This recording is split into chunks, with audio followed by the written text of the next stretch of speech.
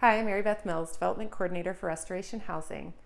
We're in the middle of our Architectural Minute series, and in celebration of our 10th anniversary year, we're taking a look at what it takes to fulfill our mission. In this segment, preservation.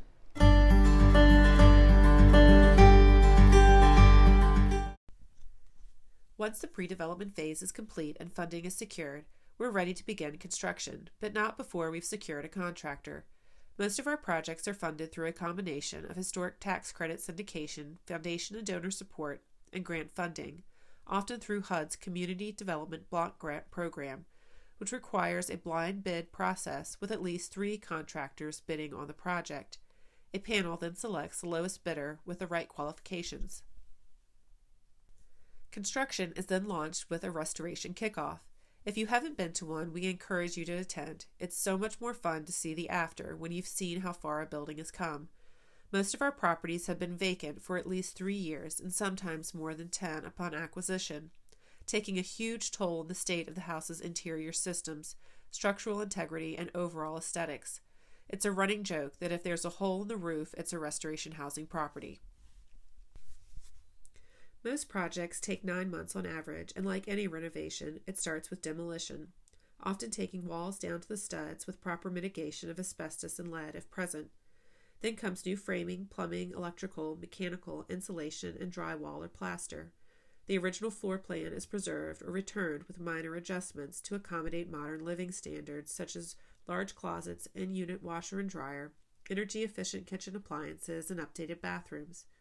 All character-defining historic features such as doors, trim, windows, floors, roofing, and siding are repaired or replaced in kind if too heavily damaged to save. In some cases, like with our current project at 930 Stewart Avenue, we will rebuild historic features that have been replaced with more modern ones. We are about to rebuild the historic wooden porch that would have originally been part of this home. Preservation is often about finding these original details and uncovering them, or bringing them back after more contemporary alterations. While preserving the historic architectural integrity is paramount to our rehab process, we are also very mindful of the practicality of our work. We want to make sure that all of our properties will be livable, functional, affordable, and that our organization can cover our expenses through grant funds and tax credits so that we can continue our work for years to come. The one aspect of construction we can't fund through tax credits and grants is site work. For that, we rely on generous donations of landscaping material from area businesses and 3 hours of volunteer work one Saturday morning, appropriately named Community Partnership Day.